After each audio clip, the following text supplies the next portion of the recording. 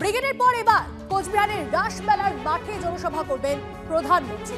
নজরে উত্তর, 10 এপ্রিল ফের উত্তরবঙ্গে আসতে পারেন প্রধানমন্ত্রী। শিলিগুড়িতে 3 কিলোমিটার রোড শো করতে পারেন মোদী, খবর বিজেপির সূত্রে।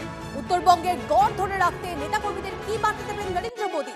কালিয়াচকে বেনজির নৈরাজ্য নিয়ে আক্রমণ শানাবেন নরেন্দ্র মোদী, জল্পনা তুঙ্গে।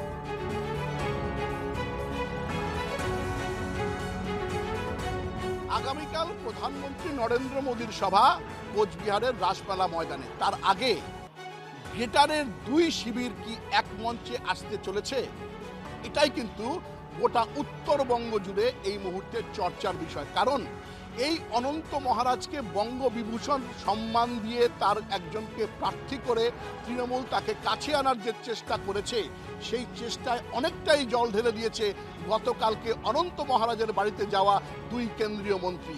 এবং শোনা যাচ্ছে অনন্ত মহারাজকে প্রধানমন্ত্রীর মঞ্চেও দেখা যাবে। অপরদিকে বংশীবদন ইতিমধ্যেই শিবির বদলেছেন, তিনি তৃণমূল ছেড়ে বিজেপি শিবিরে নাম রেখেছেন। ফলে এই বিবাদমান 2 গোষ্ঠী যদি আগামীকাল প্রধানমন্ত্রীর মঞ্চে থাকে, তাহলে কিন্তু উত্তরবঙ্গের রাজনীতির জন্য একটা বড়সড় মাস্টার স্ট্রোক হতে যাচ্ছে বিজেপির তরফে। তবে বসে নেই তৃণমূলও, তারাও চাইছে এই গঠবন্ধন যেন যুক্ত না হয়। কোচবিহার থেকে ক্যামেরায় প্রসেনজিৎ দাসের সাথে সুমন কল্যাণ ভদ্রের রিপোর্ট, টিভি9 বাংলা।